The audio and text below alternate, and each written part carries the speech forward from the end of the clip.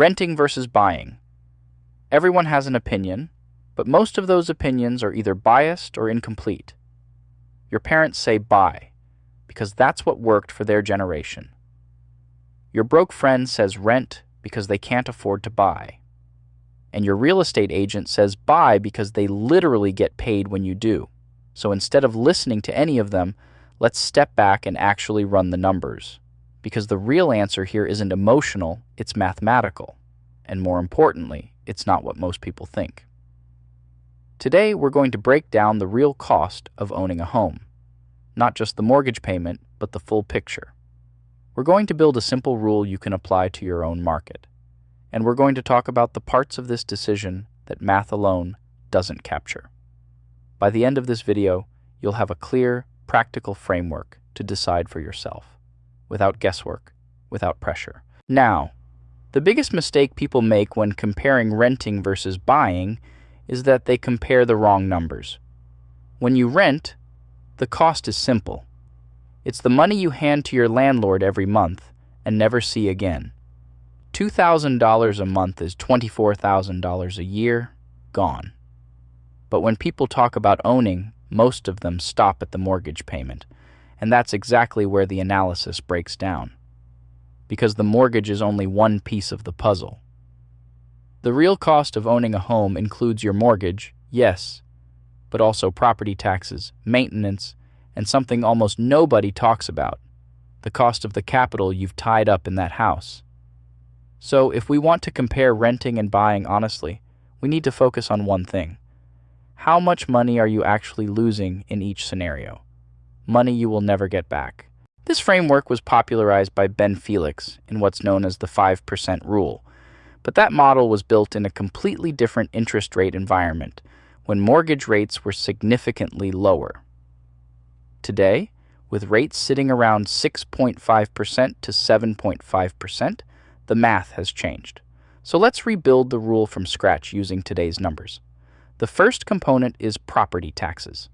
When you own a home, you owe a percentage of its value to your local government every single year. In the United States, the average is about 1.1%. On a $500,000 home, that's roughly $5,500 a year. Money you pay consistently and never recover. The second component is maintenance. Every home needs constant upkeep. The general rule is to budget somewhere between 1% and 2% of the property's value annually, covering repairs, appliances, roofing, HVAC, and everything else that breaks over time. We'll use 1% to stay conservative. On a $500,000 home, that's another $5,000 per year. So before we even touch financing, you're already looking at about $10,500 a year, roughly 2.1% of the home's value, in costs that don't build equity and don't come back to you. Let that number settle for a second. Now we get to the most important and most overlooked part of this entire equation, the cost of capital. When you buy a home, you're committing two forms of capital, your down payment and your debt. Let's start with the down payment. On a $500,000 home with a standard 20% down, that's $100,000 locked into the property. That money is no longer available for other investments, and historically, that matters. Over long periods, the S&P 500 has returned around 7% annually after inflation. Residential real estate has appreciated closer to 2% after inflation. That gap, roughly 5%, is the opportunity cost of your down payment. On $100,000, that's $5,000 per year in returns you're giving up. Now let's look at the cost of debt, your mortgage interest. On a $400,000 loan at 7%, you're paying roughly $28,000 per year in interest alone, especially in the early years of the loan. That money goes directly to the bank, not into your equity. Add the opportunity cost and the interest payments together, and you get about $33,000 per year. That's approximately 6.6% of the home's value. That's your cost of capital. Now we can put the full picture together. Property taxes, about 1.1%. Maintenance, about 1%. Cost of capital, about 6.6%.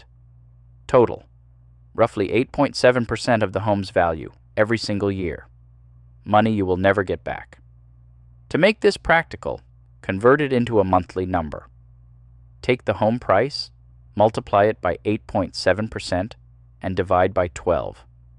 On a $400,000 home, that comes out to about $2,900 per month. That is your break-even number.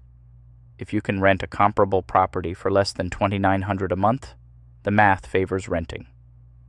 If rents are higher than that, the math starts to favor buying. That's the rule, and it's a far more accurate way of thinking about this decision than simply comparing rent to a mortgage payment. Before you take this rule and apply it blindly, though, we need to talk about its limitations. First, this model assumes perfect behavior, specifically that if you choose not to buy, you will actually invest your down payment and any monthly savings into productive assets like index funds. In reality, most people don't do that. They spend the money or let it sit in low-yield accounts, which means the theoretical advantage of renting never materializes. In that sense, a mortgage can act as a forced savings mechanism, building equity gradually, whether you're disciplined or not. Second, mortgages are not static. Early in a 30-year loan, most of your payment goes toward interest, but over time, a larger share goes toward principal, increasing your equity. The true cost of ownership is highest at the beginning and decreases over time, something this simplified model doesn't fully capture. Third, market conditions change. Interest rates, inflation, and home price appreciation all vary over time and across locations. The 8.7% figure isn't fixed forever. It needs to be updated as conditions shift. Tax considerations also play a role. In some cases, mortgage interest can be deducted, reducing the effective cost of ownership depending on your situation. And then there are the things math alone doesn't capture. Buying gives you stability, fixed payments over long periods, protection against rising rents, and eventual ownership of a real asset. Inflation works in your favor as a homeowner, since you're repaying debt with money that becomes less valuable over time. And over long horizons, real estate can appreciate significantly, especially in strong markets. Renting, on the other hand, offers flexibility.